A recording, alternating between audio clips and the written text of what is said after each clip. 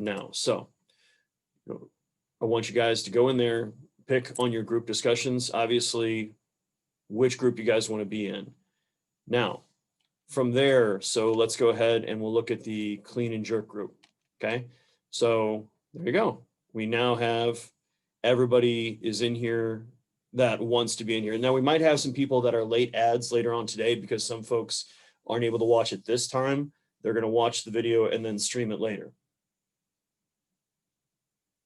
Oh, reactions tab. Thank you, Kristen. Anouk, that's a great question, but in reality, if you're really talking about the clean and jerk, there's a lot of movements going on. And so you guys, if you think about it, we've got the ankles, knees, hips, back, shoulder, elbow, wrist, just as a real quick breakdown. So that gives us a lot of opportunities. Now, if we get to be where it's over 6 or 7 people in the group, then we'll have we'll essentially have one part of you guys doing the barbell snatch and the other part doing the clean and jerk. Or, your idea of one group does the clean, the other group does the jerk, that could also be a possible solution. So I'll kind of leave that up to you guys. But you guys are going to be in charge of talking in your groups of figuring out effectively what's going to be a good time for you guys to go ahead and try to get together, obviously to work on those projects, but also for you guys to go ahead and be able to then go and take your first homework quizzes. So the chapters 1 quiz and group quiz are both due tonight. The individual is due by 1:30. Remember, you only get to take it once. And then the group quiz is due by 11:45. So in that discussion tab under your exercise, exchange information, emails. Some groups do like a kind of a FaceTime call. Some folks, because you guys are close enough, everybody's on campus, that you guys can effectively kind of do a socially distanced quiz taking somewhere. When you take the individual quiz and the group quiz, you need to take it each once on your own. It's when we get into the tests that you're just going to have one person in the group take it. So figure out what's going to work for you guys today. If it's not going to work for everyone to take the quiz at the same time, that's fine. Then go ahead and just have have your group essentially split up into subgroups. So maybe 2 of you guys take it together, and then the other 3 of you guys take it together at a separate time. That's more than fine. The basic idea is you're going to see the same quiz twice, but now you've already seen it once, so you've figured out what you got right and what you got wrong. It doesn't tell you what the correct answer was, okay? It just tells you what you got right and what you got wrong. Then you'll take it again as a group where you guys are going to be able to discuss the questions and figure out, okay, like I know I got this right, but I got this wrong. And hopefully that allows you guys to sync up so that you guys are going to be able to get obviously a good full credit on each of those. Does that make sense to you guys for what's going to be due today when it comes to your quizzes? Yes, but is the chapter 1 quiz for both books, chapter 1 for both books, or just chapter 1 for one book? Great question. It is for both books. Okay. Yes. And effectively, it's most of all my quizzes are heavily based upon the slide information. So where we're actually most of the way through this lecture as is. So hopefully I'm going to be able to let you guys try to get into small groups for your project to kind of start thinking about it a little bit. And we might soldier into chapter 2, but obviously any questions you guys have as we're going through, put a question mark up in the chat, unmute yourself, go ahead and ask it. More than happy to go through this stuff so that we make sure we're all on the same page and that you guys feel, as comfortable and as confident. Because remember, there's a decent contingent of your classmates that aren't in this lecture. So they can't ask those questions during.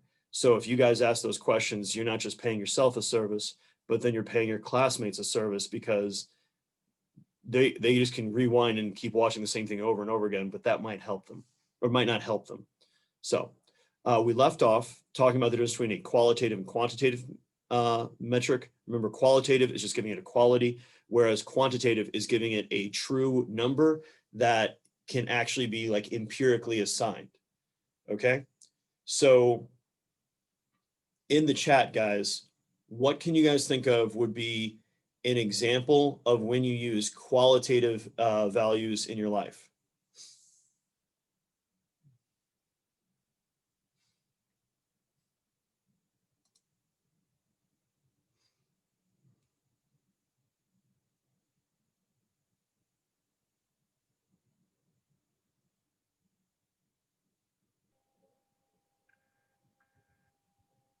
You use a qualitative value when, I mean, you're selecting like a job or something like that, you know, something you wouldn't, you look at like the quality of the environment that you're in, wouldn't you? Yeah, it's the qualitative can be a little bit trickier. So like, let's talk about jobs. You could say, you know, I worked hard today. Okay, how did you work hard? Well, maybe if you work retail or something else like that, we could see you're going to go ahead. Oh, good. We'll touch on that in a second there, Kristen. Where if we put like a pedometer on you, you'd be like, yeah, you literally worked an 8-hour shift and you walked like 20 miles. Like, you know, you obviously were moving around. You burned this many calories. Like, okay, like you worked hard. But then other jobs, you know, like obviously what I do, where you're talking about teaching, grading, writing emails, researching. It's like, when you work hard, did you write a lot of words in a document? Did you, speak to a number of students? Did you um, challenge yourself intellectually in ways you haven't? Like that's a harder thing to assign, to go into the quantitative side. Now, with Kristen's point of language/skill growth in nanny kids, well, there you go. The kid went from speaking 0 words in English to 1 word in English. That's quantitatively progress. And yeah, there you go, Colton. Yeah, depending on like, so yeah, you think like USDA grade beef and otherwise, where there's a number of products that have to hit minimum standards, and they're going to be quantified in one way or another. That then gives it the quality that we're looking for. Okay, the color of cars in the parking lot. Yeah, that would be technically that's quantitative because it's certain wavelengths of light if we want to get into physics here. But at the same time, think about, okay, I'm sure all of you guys, or not all of you guys, some of you guys probably have like a favorite car or a car you'd like to own, but what quantitatively makes one car better than another? Acceleration, braking, safety, I don't know, loudness of the stereo. There's certain things that you can measure, but then there's just certain qualitative things that are like, oh, they like the fact that it's a Jeep. Sorry, it's the voice that comes out when I talk about people that really are into Jeeping, where it's a lot harder to obviously establish a numerical reason for it. So, questions on any of that?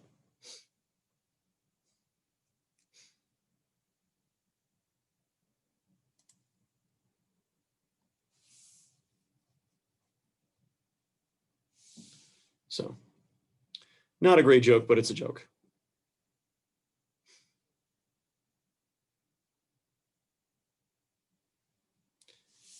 Now, when you're coaching, when you're working with athletes, a lot of what you're doing is based on qualitative observations. So, what did we see? What advice can we give them? What's going on that's being done correctly? What's being done incorrectly?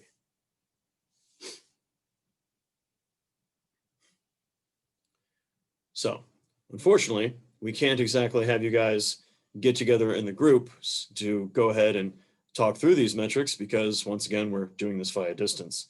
But instead, go ahead, guys, in the chat, try and put in an example of a qualitative variable and then how you can then quantify it.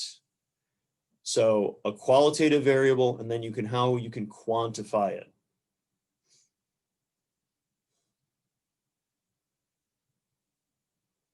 Okay, Anna. So that's the quality, and then it's pretty simple. How are you going to measure it?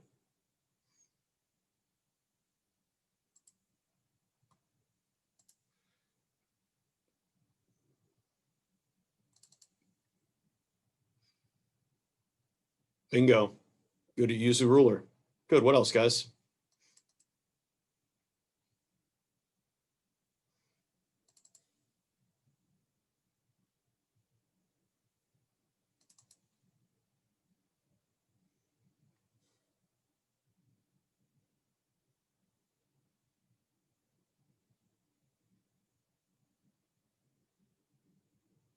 That's mildly terrifying of doing 80 miles, Kristen, but good on you. Yeah, yeah. The soccer players, some people are like, yeah, they can really kick the ball hard. And then you realize, yeah, when we say hard, there you go. 70 miles an hour. Good. Good, Sam. Okay, you guys are getting it.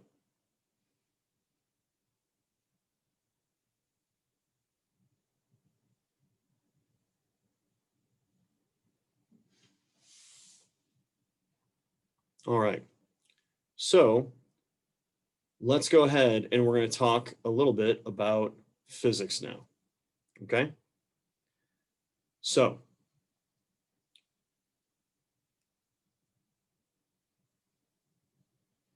good, Evan. And then actually that would be another thing to think about when we're talking about being fast compared to being quick. Sometimes, you know, when we think about fast, that's a straight line. When we think about quickness, now we're talking about agility and change of direction. So yes, you'd want to have that 40 time, but then you'd want to have something like a T drill, L drill, some type of lateral movement test so we can figure out, well, how quick is their change of direction? All right.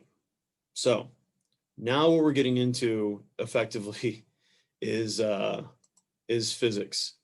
So where the first thing we need to understand is there's a difference between our body mass and our body weight.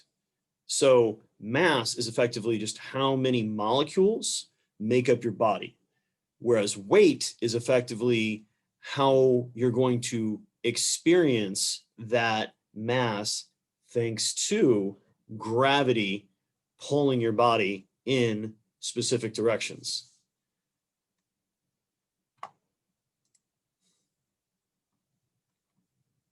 So body mass is just the number of molecules. Body weight is how that is going to be essentially perceived or how that really functions thanks to the gravitational constants. So obviously we all have a certain body mass, but how does our body weight change when we go from, let's say, potentially being obviously on Earth to being on the moon? What would happen with your body weight?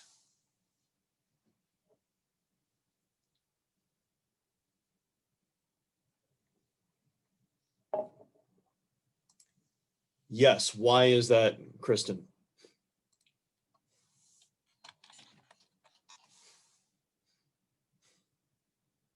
Bingo.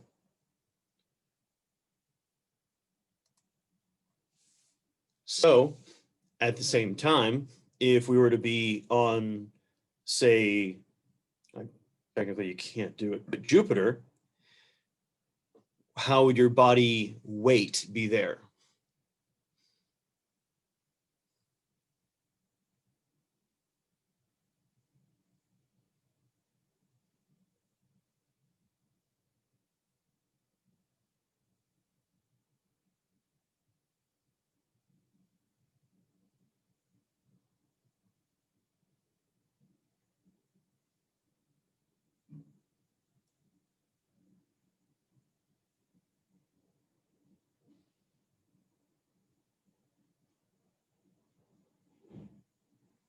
Bingo.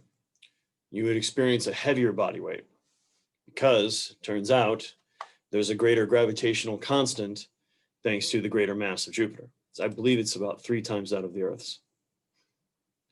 Now, whenever we're looking at any of these formulas, it's important to remember all we're doing is looking at specific units. So for example, when we're looking at the overall force of gravity that you're experiencing, it's simply going to be equal to our gravitational constant multiplied by, notice in parentheses, so we have to remember our order of operations, mass of the first object times the mass of the second object divided by the distance between them. The distance there is going to be the center of the mass. So right now, if we were to do this with ourselves, you would have M1 is how much you weigh, and this is all going to be in kilograms because all of this is being performed with effectively the metric system. We then multiply it by the mass of the Earth. Just a little big there. Dividing that between the distance between them, I'm talking center thereof, and then multiplying that by the gravitational constant, and there's your force. So, given this formula, guys, aside from obviously increasing your mass or increasing the mass of the Earth, what could you do to actually feel lighter or heavier when it comes to being on the Earth?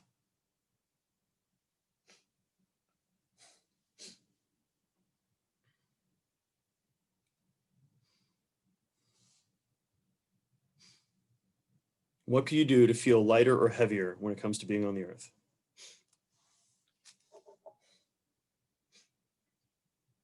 Now we're talking about buoyancy forces, which is way later on in the class, but not bad thinking there, Maddie. Yes, exactly, Kristen. You technically become incredibly small, a small amount, but lighter when you're on top of something like Mount Everest, as opposed to being here, as opposed to being on sea level, much less being down at the bottom of the Marianas Trench. Because the closer you are to the center of the Earth, the greater the force of gravity that we are experiencing.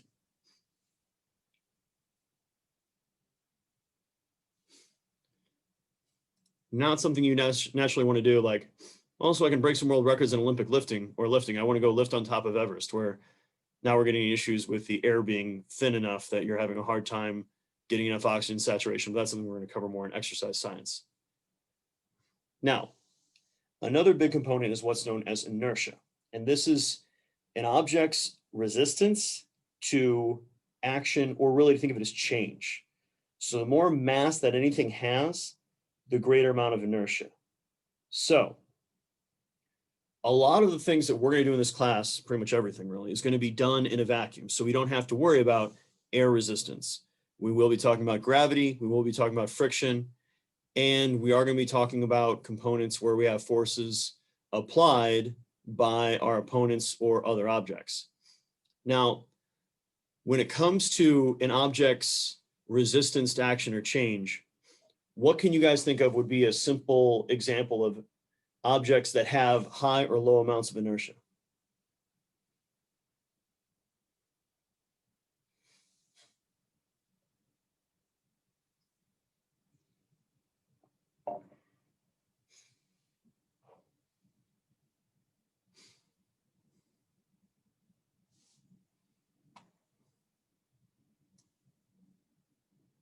Yes. Tractor trailer would have a whole lot of inertia. Yeah. And then think about it, as opposed to, say, oh gosh, was it a Shetland pony? Those are like the mini horses. My sister's kind of in love with them. Would have less inertia. And then something like a Clydesdale would have more inertia than, say, something like a racehorse. Yes, something like a feather would be low. Something like a chicken with said feathers would have a bit more, but then something like an ostrich would have even more than that. Yeah. Now, not only, once again, does this have a greater resistance to being moved in the first place, but then changing its velocity, making it go faster, making it go slower. So any of you guys could stop a baby stroller coming at you at 5 miles an hour. But if you tried to stop a tractor trailer going at 5 miles an hour, well, I just hope that when you go under the vehicle, you don't go underneath the tires. You just kind of go more under the center of it. Now, we're going to be using the term velocity a lot. Velocity and speed are very, very similar. So speed, like for example, when Sam was talking about driving here today, that is going to be the true distance you're covering over time. Whereas velocity is different. This is the actual displacement. Now, how these two differ is, since I imagine pretty much no matter what direction Sam drove in of her 40-mile commute, she was probably going up and down hills. So even though she was going, it took her 40 miles of up and down hills, if you just drew a straight line from where she lives to campus, it is probably less than 40 miles. Hence the as the crow flies. So it's that straight line, not taking in account for the other changes in going up and down as you go through. And that's going to be pretty much the same thing you're going to find with the athletes that are running cross country. Because, for example, with you folks, how much more difficult is your cross country races, even though it's the same 5K, 8K, when you're running it on a flat course, as opposed to when you're running it on a very hilly course?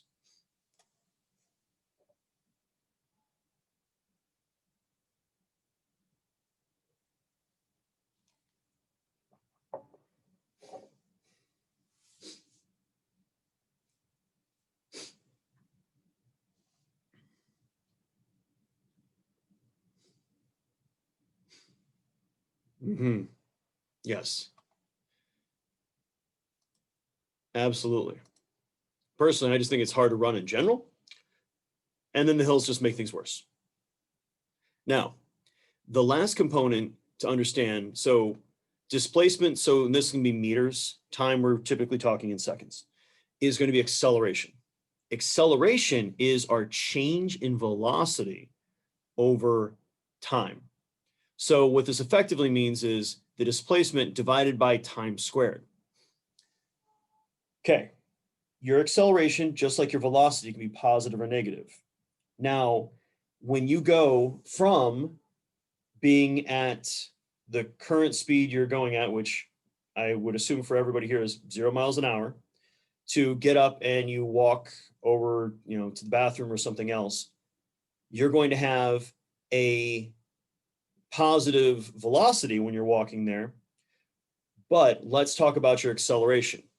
When you first get up and start moving, so you're going from 0 to your walking speed, is your acceleration positive, negative, or 0?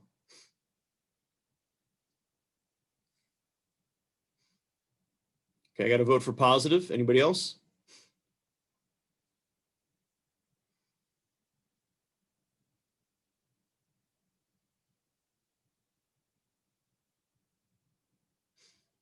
Awesome, guys. Exactly. So you're going to go from a 0 velocity to a positive velocity, something, so you're going to have a positive acceleration. Now, once you've gotten up to that walking speed, and then you're maintaining that walking speed to the bathroom, do you have a positive, negative, or no acceleration?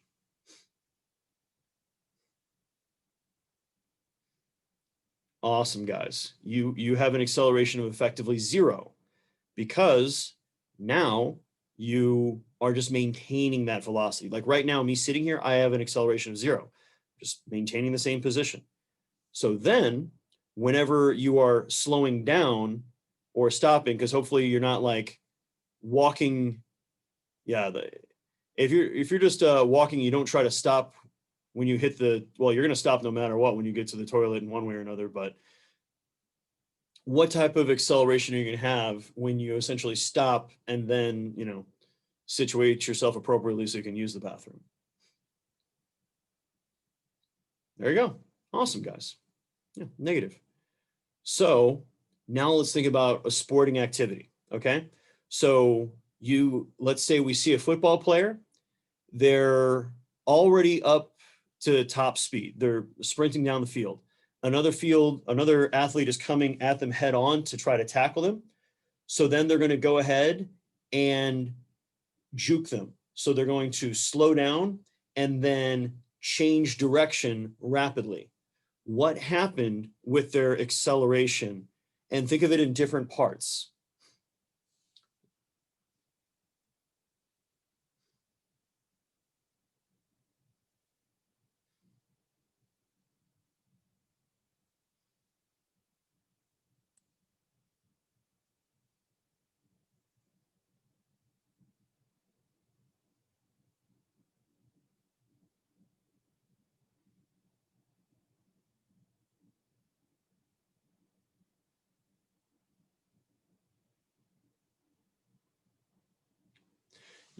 Yes. So it's going to be exactly, Gabby probably has it, yeah, and Haley the best way, which is first, if he's already at top speed, he's going to slow down, so that's deacceleration, and then have just a moment where essentially the acceleration is going to be zero, and then there's going to be a positive acceleration as they're going to go ahead and change direction to obviously avoid getting caught. Technically, no, because think about it. We are accelerating, we're deaccelerating in the, let's say, in that forward direction, while we're starting to accelerate in the lateral direction. So you can technically have both at the same time. In fact, we're going to be breaking things into, which we'll get into in just a few moments, what's known as force vectors. So we're going to be in the same type of vectoring we're going to see with velocity. So you can have both a vertical and a horizontal velocity whenever you're doing things.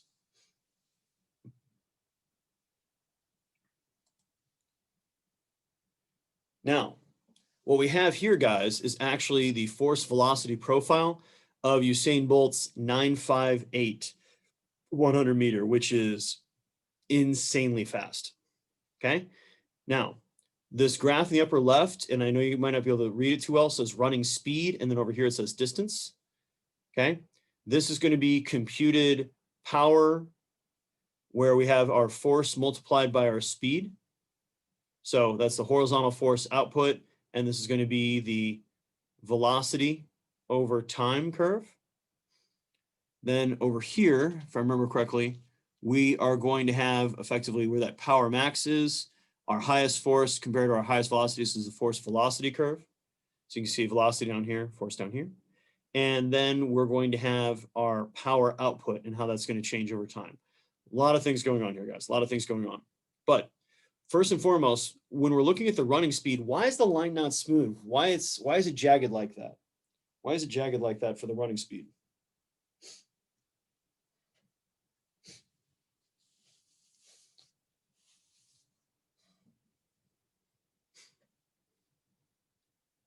Yes, Kristen. Yes.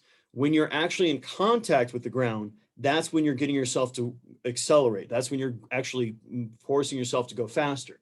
When you're in the flight phase, of running, that's when you have no contact with the ground. So in reality, you're going to be slowing down. So that's why you see this kind of jagged line with the velocity.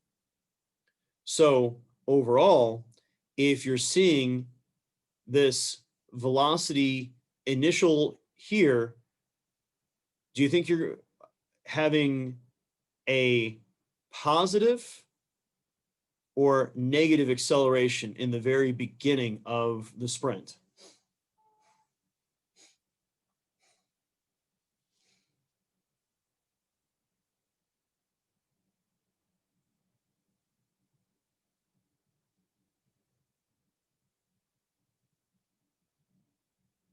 Yes. Now, at any point in the race, from what we're seeing on any of these graphs, does he ever have a negative acceleration?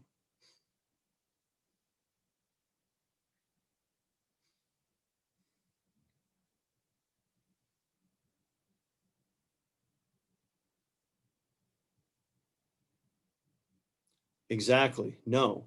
Because notice at no point during the race is he actually going slower. Now, I'm sure, obviously, the second as he finished that 100 meter, his velocity definitely declined.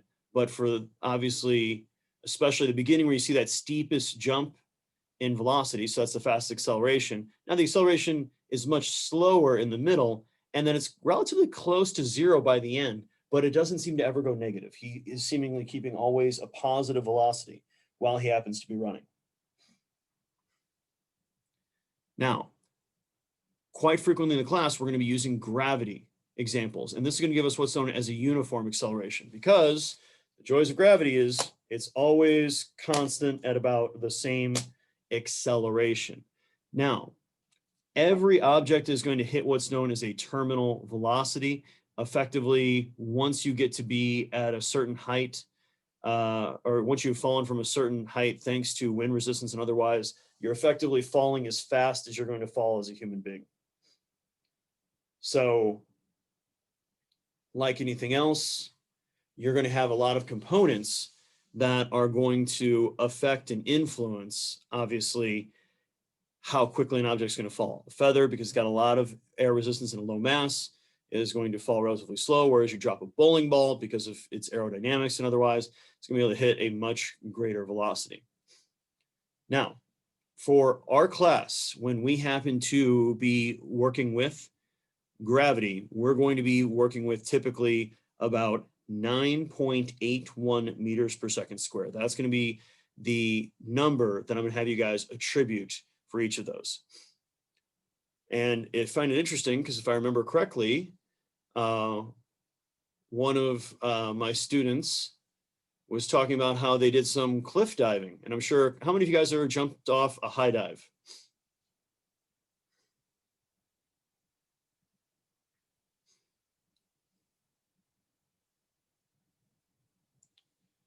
Now, if you're from up high enough off of the ground, that's where you literally have time to think about it, because it turns out you're literally have the effects of gravity pulling you down at that 9.81 meters per second squared, meaning that first second, you're going to fall about 16 odd feet. And your body has gotten up to a velocity of 21.8 miles per hour. Now, once we've gone to 2 seconds, we're talking 64 feet, 3 seconds, 144. And then once we get up to 4 seconds, we're talking 256 feet. Like that is, and you're cooking, you're literally going at about 87 miles an hour. So that velocity keeps going faster and faster. And I'm sure for those of you guys that have either jumped off and even landed at a pool from a high enough height, doesn't matter how well you land, that still hurts a little bit, hopefully not breaking anything or otherwise. But sadly enough, once you get to high enough velocities, the surface tension of the water doesn't have enough time to effectively move around. And because of that, it's going to, it's going to be more like hitting concrete than it really is going to be like hitting the ground. So does it make sense when we talk about uniform acceleration? Gravity's doing that. Whereas when we're talking about moving our own bodies, now we're going to have positive, negative accelerations that are by no means uniform.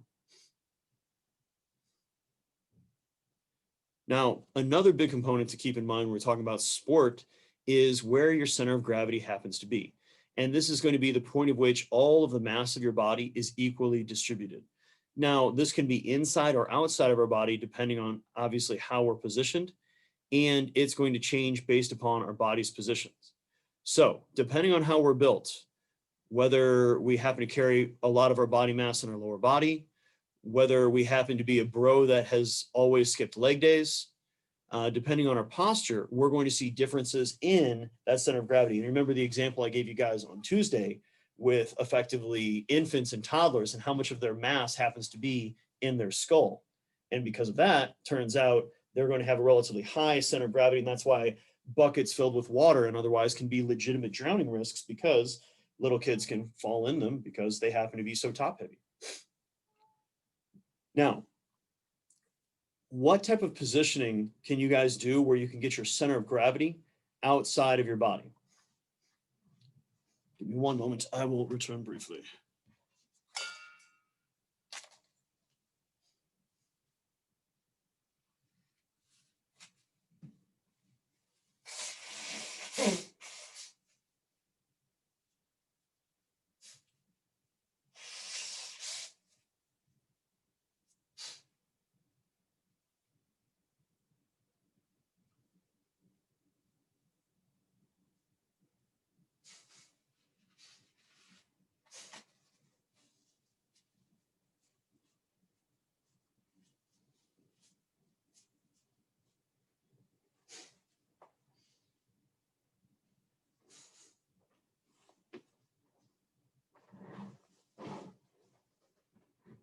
Can you guys hear me okay? Anyone have an example they can think of where you can have your center of gravity outside of your body?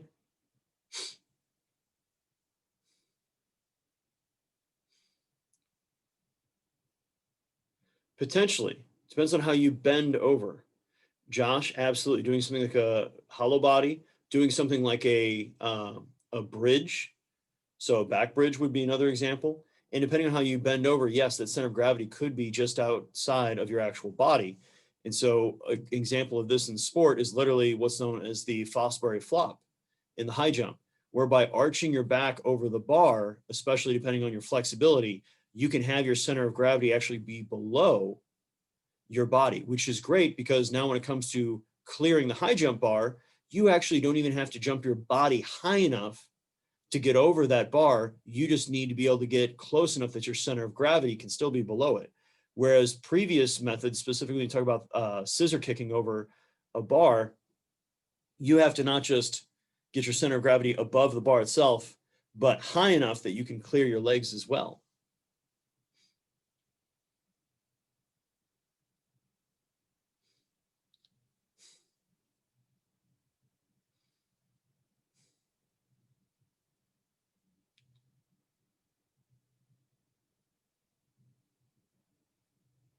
Questions there?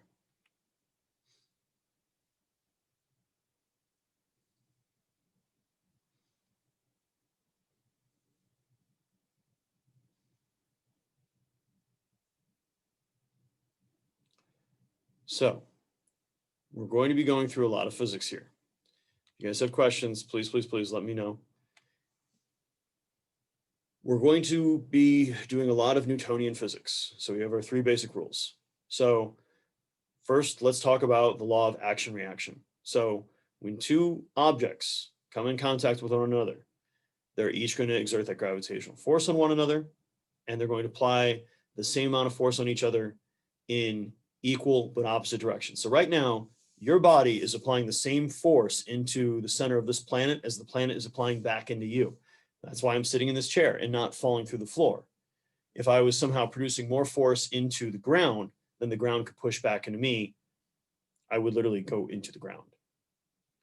So this then gives us, for every action, there's an equal and opposite reaction. So whenever I push off to stand up, I'm going to produce more force in my own body weight, which the ground then receives and push back on me with the same amount of force and I stand up. Now, if I try to do the same thing on water, water can't push the same force back into me as I push in it, so I fall into water. Now, when we're talking about sports, and we're talking about obviously pushing off of the floor, now we're talking about ground reaction forces. And effectively, the harder you push against it, the harder the ground is going to push back against you. Now, what type of, aside from, trying to run on water, which you already agree that's not something that's going to work too well, but what other examples can you guys think of from playing on sports of surfaces that are not going to return all of your ground reactive forces to you? They're actually going to do a poor job of giving you that rebound or giving you, that return of energy.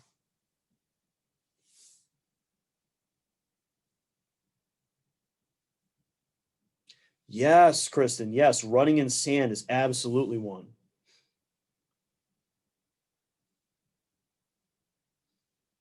Running on snow, running on slick surfaces, even though it's more of a frictional return, but we're going to get into friction in a bit.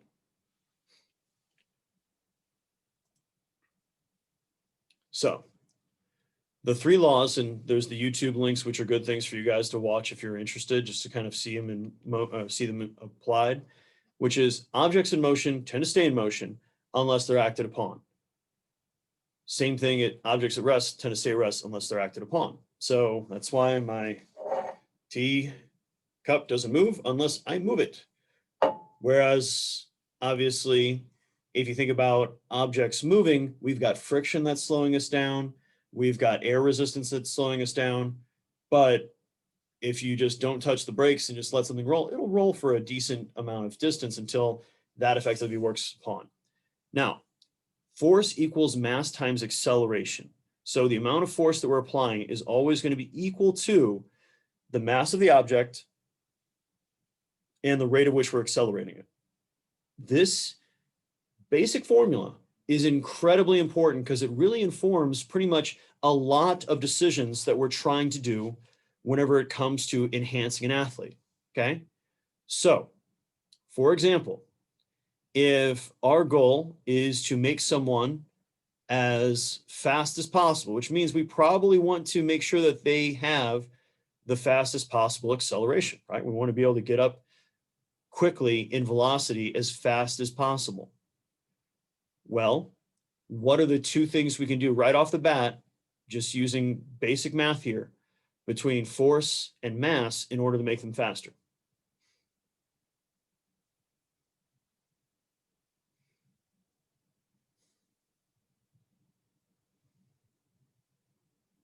Yes, decrease the mass of the object. Good, because now the same amount of force is going to give us a greater amount of acceleration. What else can we do?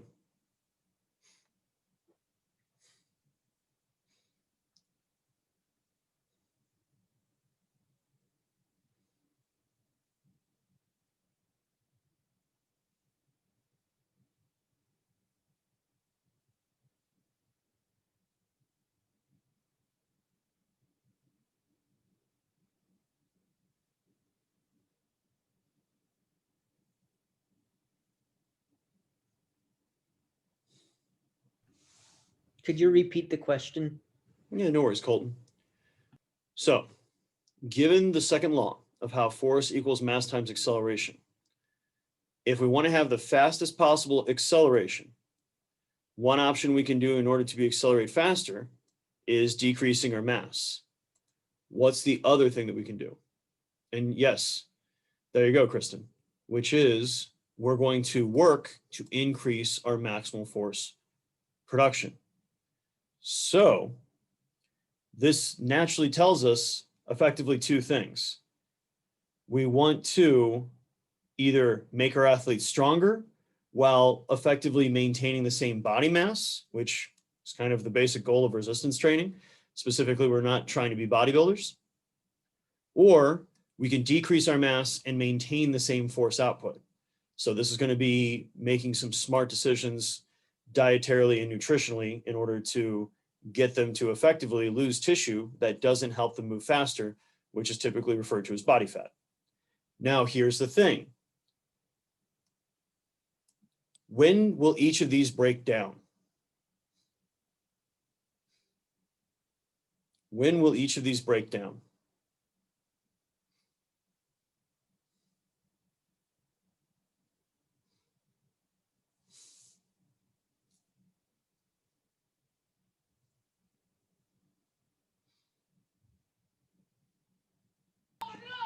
What do you mean breakdown? As in, at a certain point, it's no longer going to work to pursue that type of change. So, yeah, at zero, well, hopefully we don't get somebody's body mass down to zero. That's definitely gone well beyond a eating disorder, and we've effectively killed them. So, but therein lies the thing, okay? If, we'll pick on me because it's easy, okay? I weigh about 200 and it's probably like 7 or 8 pounds. I normally like to be about 210. So I'm a little light for what I'd want to be. But if my goal was to be a really good sprinter or a really good long distance runner, Anouk, can you unmute yourself? Yeah. Okay. If I was going to try to be a cross country runner, and this is a safe space, we can say the truth here. What's the first thing you would tell me to do aside from run? I mean, too much body mass and muscles is not effective because you have to drag it all with you if you run like a 5K. So Absolutely. you don't need it. Oh no, it's not just muscle mass I need to lose. There's some stuff that jiggles there too. But I really appreciate you being gentle with my self-esteem. I'm in a fragile state. We're all going through COVID pandemic together. But absolutely, I've got a lot of mass I need to lose. You know, it turns out you don't see really good long distance runners with a big upper body. Not that mine is that big, but compared to them, yes. So I've got a lot of mass I need to lose to be a better athlete. But now, Anouk, with you and your teammates, do you guys really have mass left to lose? Not really. No, no, I've seen you guys. You guys are all, you know, fit, in shape people. It's not like you've got your one teammate that weighs 200 pounds. Like you guys are all at a mass point that if you lose mass, you're probably going to be losing force too, and hence you're going to be cutting from your own acceleration. Does that make sense, guys?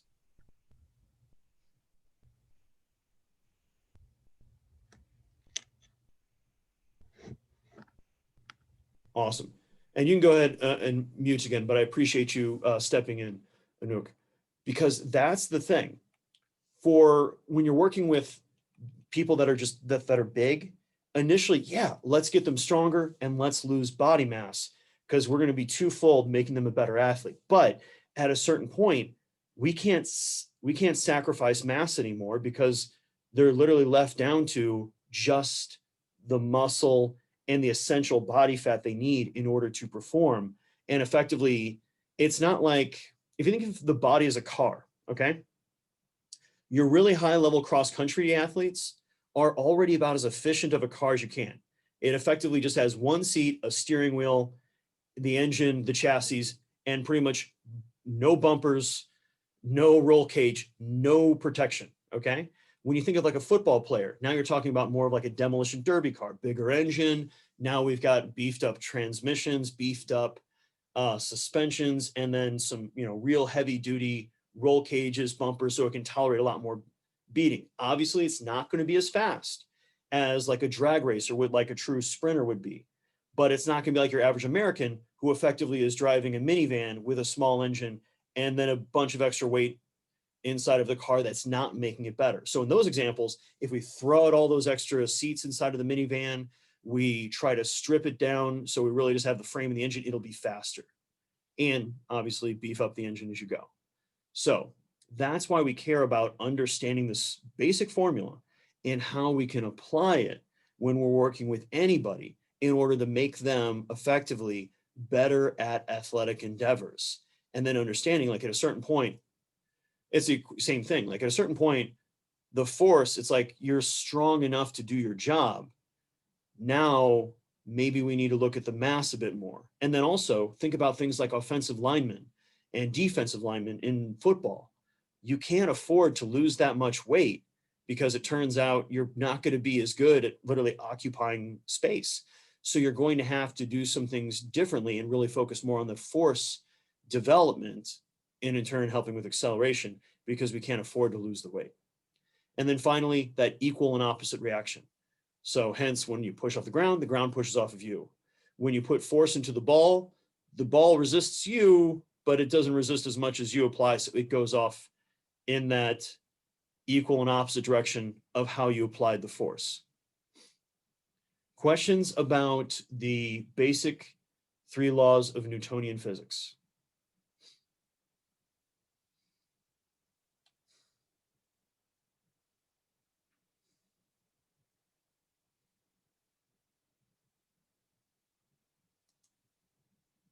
No? Okay. So force is going to be effectively that push or pull that is going to change the state of motion of an object. And forces are always going to come, or we're going to break them into what's known as vectors, okay?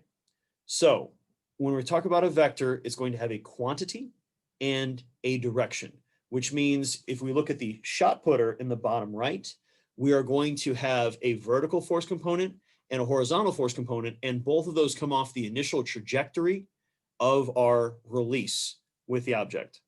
So it's going to be the vertical is your y-axis, horizontal is your x-axis, okay? Now, as we throw a ball at a 45-degree angle, it has an initial release velocity and release angle, okay? Now we're then going to break it into its vertical component and its horizontal component. Same thing is to be said when you do something like a start in track and field. We're going to be pushing down because if we didn't, we'd fall flat on our face, but we're also going to be pushing horizontally behind us to drive our body forward. Does that make sense when it comes to force vectors?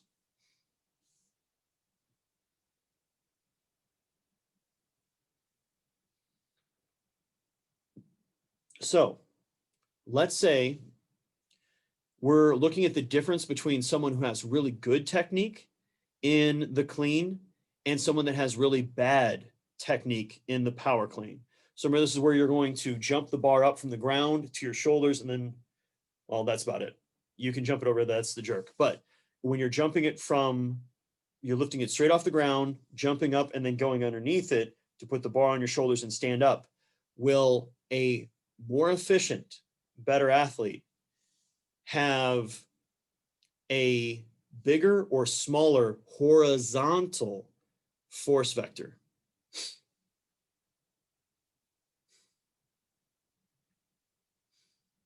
Absolutely, guys. Absolutely. So when we do a better job with applying force, we're not going to be wasting forces in directions that are not productive for us to actually lift that object. So, for example, also, when we think about, yeah, we want to have obviously the higher vertical force velocity or force vector in that example and a lower horizontal. Now let's think about someone doing a timed 40 from the blocks, or just doing a, any type of sprint from the blocks when it comes to track and field, or obviously testing for football. Sorry, my allergies are having a great morning this morning. When we're looking at their different force vectors, okay, as they get to be better and better at the start, which of those two force vectors do you think they'd have essentially become greater and greater?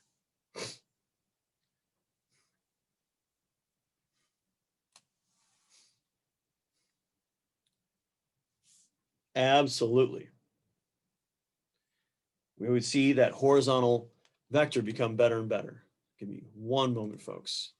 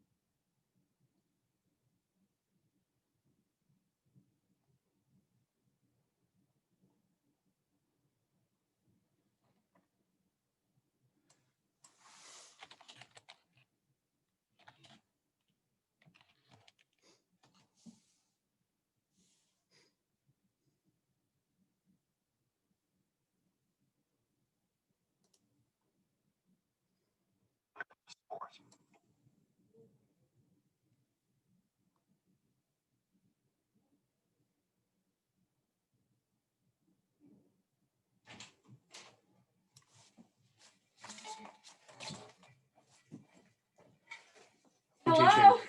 I'm teaching. How you doing? I'm teaching. Thank you.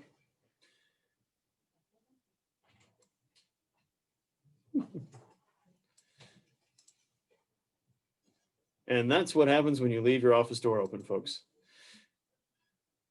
Ah, shucks. Okay, unfortunately, I will find the video later.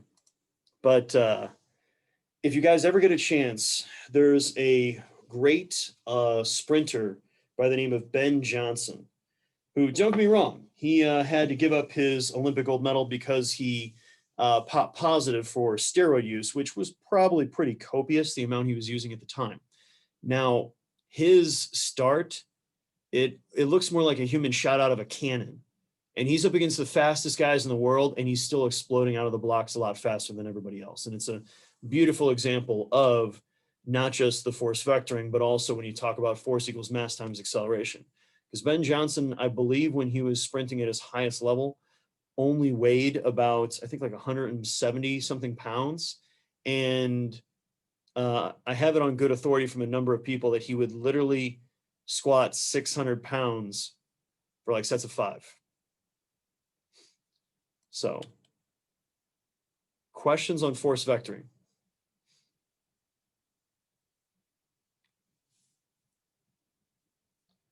Now, when it comes to movement, we're going to have 2 different types. We're going to have linear. So that's obviously these, we're going on a straight line, on a straight track. And then we're going to have angular, where now we're talking about rotating about an axis. So when you guys are going to get up and walk out of the room, okay, what type of movement for the most part are you going to have? When you're looking at your body just moving from a distance, are you having linear or angular motion? Good. Now, the question is, how do you really produce that linear motion? Is it through the linear motion of your joints or the angular motion of your joints?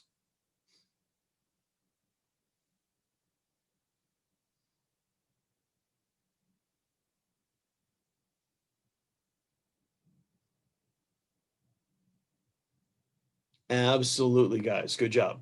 So we have linear motion that is going to go ahead and obviously be where is how we're seeing that person move, but it's the joints moving in their angles that's actually giving us that motion. Okay. So hence why, for the most part, what we're finding, guys, is more general motion, and that we're going to see it on both sides of the body, or we're going to see it, we're going to see the linear motion of the body, and we're going to see angular. Plus, let's face it, when we're talking about changing direction, you're going to have the linear because you've gone, say, forward and then change, but you also are going to have a rotation because you're going to see the hips switch direction and you've effectively turned depending on how quickly you've changed that direction. You're going to have some rotation there globally. So we've covered a lot today. Remember, you've got to take that quiz before 11:30 tonight individually, 11:45 together. If you guys go on the discussion boards, you're going to see the people that are in your group. So go ahead and just kind of message with each other. Feel free to obviously just share each your emails and be like, hey, here's how you contact me, blah, blah, blah. Then get each other on a kind of a group email or some other form of chatting. You guys are young and hip. I'm not, so you can use whatever platform works well for you. Share that information amongst each other. And then from there, you guys are going to be able to go ahead and obviously take that quiz together in the groups. And then we're going to meet back here and talk more about chapter 2 on Tuesday of next week. Are there any questions from any of you guys? Will the PowerPoint slides be up on Blackboard, or is it just the recording on YouTube? They should be up there as is. They're already there. Give me 1 second.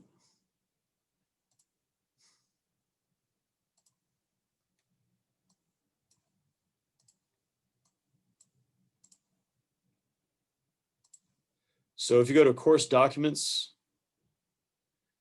you're going to see the older slides, and technically it's incorrect. They've all been updated. These are the narrated ones. So if you click play, they'll have previous recordings, and then obviously you can find the other things on YouTube. Also, guys, the exam reviews, these are review questions for each of the exams. They haven't updated though. The names aren't there. You definitely need to make sure you do so. The labs have also been updated. So go ahead and make sure you guys do there. And then this right here where it says the equation slide, this is essentially the cheat sheet that I want you guys to use on every single test and quiz. It has all the formulas that we're going to go ahead and cover in the class that are going to be applicable to what we're doing on those quizzes. So you guys, I'm never going to have you guys take the time to memorize effectively what's going on. Instead, I'd rather you guys focus on being able to use the formulas and understanding how we apply that information rather than memorizing formulas, because that's just one simple Google search away. Yeah, Ethan's got a chat comment up there right now for you guys. If that happened to be in that group, I'm going to go ahead and hit stop recording on my end, but feel free to go ahead and just talk in the group chat with your group. Remember, guys, you might have people come in your group later on today that were not able to meet in this lecture. So try to get everybody together now and then check on the Blackboard discussion board before you guys take the quiz to see if you guys are going to meet up for what you guys need to do with your quizzes. Rock and roll, guys. So have a great day. I'm gonna let this run for a few minutes. And nice. I don't know what a group me is, but good job there, Sam. Way to get that going. So stay safe out there, guys. I'll see you on Tuesday. Have a great day. And bye.